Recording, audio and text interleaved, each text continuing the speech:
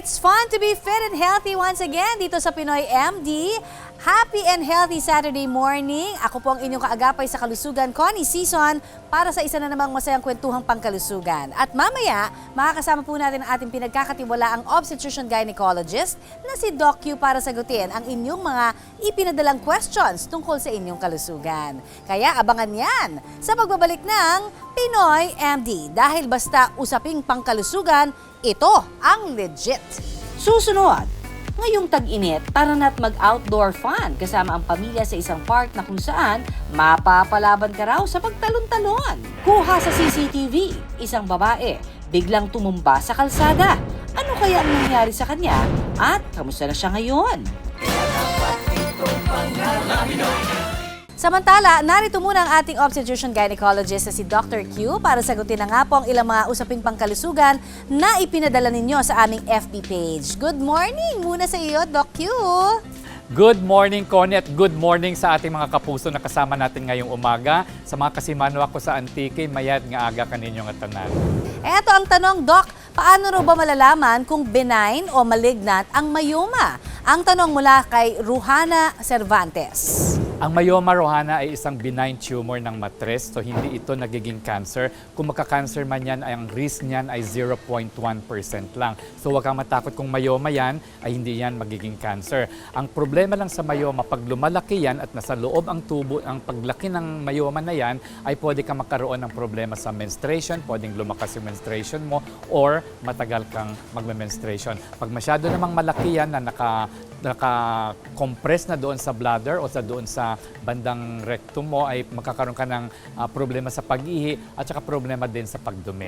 Next question, Doc Q, paano raw ba mapapababa ang blood pressure ng isang buntis? Pag ang isang buntis ay may hypertension, ang tawag natin dyan ay gestational hypertension, or kung naapektuhan man ang kidneys niya at saka yung liver, ang tawag natin dyan ay preeclampsia. So kung mataas ang blood pressure ng isang babae during pregnancy, kailangan itong ibaba, no? Mas slightly higher than normal, sa mga 130/80 o 130/90. That's a safe blood pressure during pregnancy kung siya ay may pregnancy-induced hypertension or preeclampsia. So may gamot naman na ibibigay dyan na safe para sa baby, na hindi siya maapektuhan at magiging maganda rin naman ang outcome ng pregnancy. Sa kuha ng CCTV na ito, makikita ang isang babae na bumagsak. Isang lalaki ang tumakbo para tingnan ng babae. Humingi rin siya ng saklolo.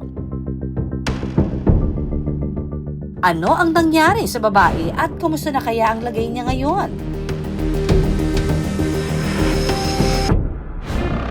Isa pang babae ang nahulikam din na bigla rin tumumba at nawala ng malay sa daan. Ano kaya ang dahilan ng pagkahimatay ng babae? Ang buong kwento mamaya. Question number 3, Doc Q, tanong ng isa nating kapuso, posible raw bang tubuan ng pigsa ang private part? Delikado ba daw yan at ano ang dapat gawin? Ang pigsa ay walang pinipiling area ng katawan natin. So kahit saan man yan, sa mukha, sa dibdib, sa paa natin, sa binte o sa maselang parte ng katawan, ay pwedeng tumubo ang pigsa. At ito ay because of the infection na kung minsan ay siyempre sa hygiene natin, kung minsan hindi rin magandang hygiene, nagkakaroon ng infection doon sa area na yan, at ang infected area na yan ay magkakaroon ng collection ng nana o pus. So ito ang tinatawag nating pigsa or abscess, at kailangan ito ay ma-drain or ma-excise para matanggal natin yung site of infection. Kasi kung doon yan sa loob ng maselang parte ng katawan ng isang babae, doon sa loob ng puwerta o sa area sa labas ng puwerta, yung tinatawag nating vulva, ito ay kailangang tanggalin yan o i-drain kasi masyadong masakit ito at pwede rin kumalat sa ibang parte ng vulvar area. Eto pa, Doc, mula naman kay Almina Delizo, pwede raw bang magbuntis ulit after ectopic pregnancy? Pwede pa naman kasi ang ectopic pregnancy involving one tube lang, may matira ka pang isang tube doon. So kung nandoon nang galing sa ovaryo na yon na malapit sa tubo ang isang itlog at magkakaroon ng fertilization, pwede pa naman siya mabuntis nasa loob ng matres. Thank you so much, Doc Q, sa pagsagot sa mga katanungan ng ating mga kapuso. Ipadala nyo lamang po ang inyong mga question sa aming Facebook page at baka question nyo na ang masagot natin next week. Summer is officially here. Kaya naman tara na't mag-outdoor fun. Sa bagong pasyalang ito sa Metro Manila na perfect daw sa mga chikiting.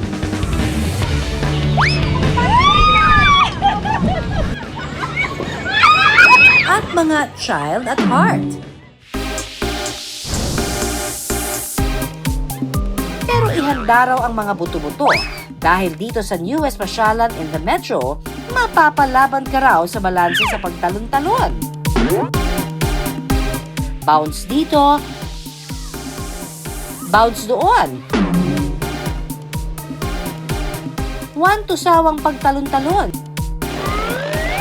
Sa isang ektaryang bounce park na ito, dito lang sa Pasay City. Kailangan daw ng matinding stretching dahil naglalakihan at nagtataasan ang inflatable playground dito. Inflatable, yun naisip namin konsepto sa park na to dahil mas gusto namin mabigyan ng mas safe, mas fun na space na perfect sa families. Ang pamilya ni Michael na taga Naik, Cavite, dito na isipang mag-bonding. Nakita ko kasi itong place na to via social media. Tinanong ko rin yung mga anak ko kung gusto ba nila pumunta rito. And then nag-agree na kaming family na dito bumisit. Una nilang sinubukan ang obstacle playground na ito na kung tawagin ay Retro Rush. May haba itong 900 meters at ang obstacles na dapat tawirin nasa 40 lang naman.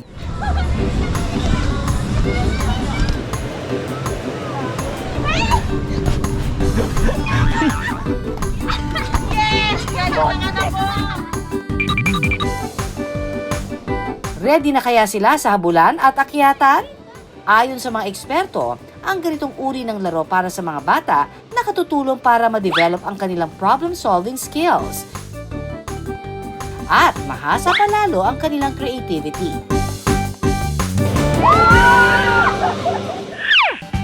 Matapos ang nakaka-adrenaline rush na mga obstacles, sinubukan naman nina Michael ang Crazy 8 Playground.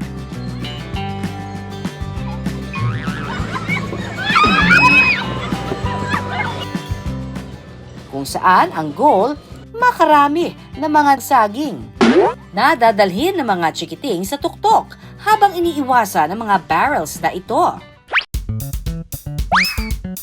At kung hanap nyo naman ay playground na pupwede rin sa mga toddler, perfect itong Tiny Town inflatable na ito. Pero hindi raw kumpleto ang pagbisita sa park na ito kung hindi susubukan ng Disco Giant Slide na ito, na may taas lamang naman na 20 feet.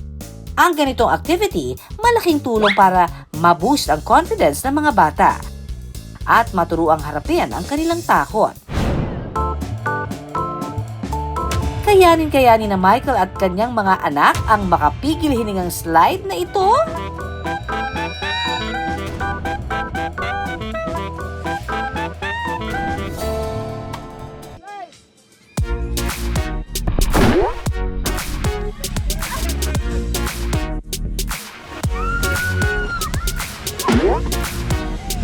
Medyo nakakakaba na masaya kasi ang taas talaga niya. Sobrang bilis nung pagbagsak. Ayon sa pag-aaral, ang mga ganitong activity mainam sa kanilang physical ability at cardiovascular health. Nakatutulong pa sa pag-improve ng kanilang social skills. Basta tandaan mga kapuso, siguruhing bantayan ang mga chikiting sa paglalaro at sundin ang park rules para makaiwas sa anumang aksidente. Lahat ng staff natin ay well-trained. Bago pumasok yung mga guests natin, ino-orient namin sila to wear grip socks or aqua shoes para mas safe sila inside the inflatables, and also no rough playing po, and may mga medics rin naman pong nakaantabay dito. Matapos ang thrill and adventure bonding na mag-anak ni na Michael,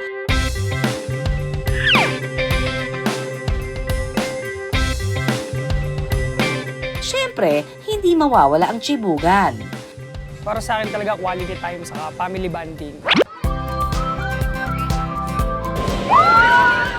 Mga mommy and daddy, time out muna ang ating mga chikiting sa mga gadget. Enjoy the outdoor fun na mainam para sa ating kalusugan.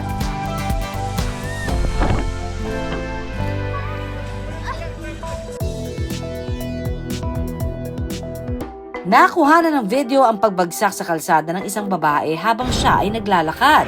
Mabuti na lamang may isang lalaki ang nakakita sa kanya at humingi ng saklolo. Dito sa barangay Bambang, Bulacan, nahanap namin ang babae sa video. Si Jam Melanie Tarega, 25 anyos at isang college student. Kwento ni Jam, Nung araw na po yun, naglalakad po ako pauwi na galing po ng school. Then, suddenly po na bigla na lang po akong bumagsak. Pero hindi ko po alam na nangyari na po pala sa akin yun. Nagising na lang po ako, andito na po ako sa bahay.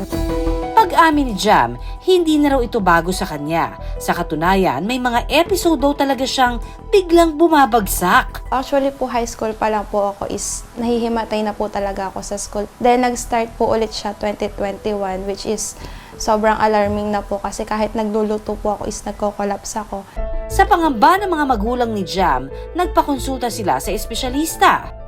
Nagpa-check up po kami. Una po sa cardio, normal naman po siya lahat. Then, na po kami sa neurologist. First neurologist po namin, doon po sinabi na seizure disorder nga daw po. Then, nagpa-second opinion po kami. Dito na napag-alamang mayroon siyang narcolepsy. Ang narcolepsy ay isang chronic sleep disorder kung saan nagkakaroon ng uncontrolled, excessive daytime sleepiness ang isang tao. So ito ay isang kondisyon na nakakaapekto sa pagtulog at pagkagising ng isang tao. Ang mga taong may narcolepsy ay maaari rin magkaroon ng cataplexy o yung sudden loss of muscle power o bigla silang manghihina at babaksak. Ang eksaktong mekanismo ng narcolepsy ay hindi pa rin tukoy. Ngunit ito ay sinasabing combination ng environmental at genetic factors. Para mabawasan ang mga uncontrolled sleep ni Jam, pinayuhan siya ng kanyang doktor na simulan ng healthy lifestyle. Exercise lang po, then iwas daw po sa stress. Lifestyle modifications. So, kinakailangan na sumunod sa mga pagkain na pinagbabawal o kailangang iwasan. Kamukha ng mga caffeine, alcohol, or anything na makapag-apekto sa ating sleep at wake cycle. Sinasabayan din ni Jam ngayon ng pag-inom ng mga gamot na inireseta sa kanya. Inirekomenda rin daw ng kanyang doktor na mag-undergo sa sleep study para mas masuri pa ang kanyang kondisyon. Ang sleep study ay isa sa mga maaaring gawin para ma-diagnose ang mga sleeping problems, no? Hindi lamang ang narcolepsy or cataplexy. So, makakatulong to para maobserbahan kung paano yung response ng body mo, ang yung heart, yung brain mo, habang ikaw ay natutulog. Narito ang ilan pang payo mula kay Doc. Una, kailangan sure tayo na narcolepsy nga lang ba yung sakit mo, no? So, ina-advise natin na kumonsulta sa mga eksperto, lalo na sa mga sleep specialists, neurologists, o iba pang eksperto sa larangan ng sleep medicine. Para sa mga taong may narcolepsy, huwag nating ikahiya ang sakit na to. Kinakailangang i-discuss ito sa workplace, sa schools, no? Kasi pwedeng mangyari anytime. Samantala, makikita sa video na ito ang dalawang babae na naglalakad nang ang isa sa kanila nawalan din ng malay. Mabuti na lang at maraming tao ang nakakita at tumulong sa kanila. Ayon sa babaeng nahimatay sa video na si Sherilyn Ariones, ilang beses na rin daw itong nangyari sa kanya. Tuwing nasusobrahan daw siya ng stress at pagod. Si Sherilyn na-diagnose daw na may hyperventilation syndrome o HVS. So sa hyperventilation syndrome, mabilis masyadong paghinga mo kung saan nagkakaroon ng mabilis na pagbaba ng carbon dioxide sa ating katawan. At anong magiging resulta nun? Magkakaroon ka ng iba't ibang simptomas, halimbawa ang numbness, no? O pamamanhid ng iyong bibig, paninigas ng iyong daliri o ng kamay, o pagkawalan ng malay. Ang payo ni Doc Paul para hindi raw atakihin ang HVS, Kailangan nating maging kalmado, no? Kasi isa sa common na factor dito is anxiety. So, kailangan maging kalmado tayo pag nangyari ito. Kung pwede nating instruct ang pasyente or ang tao na may hyperventilation na gumamit ng paper bag or gawin itong posisyon na to sa kanyang ilong at bibig at huminga ng mas mabagal. Sa ngayon, patuloy ang gamutan ni na Sherlyn.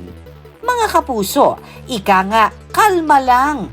Importante ang pahinga at kung may maramdamang iba sa katawan, agad na magpakonsulta.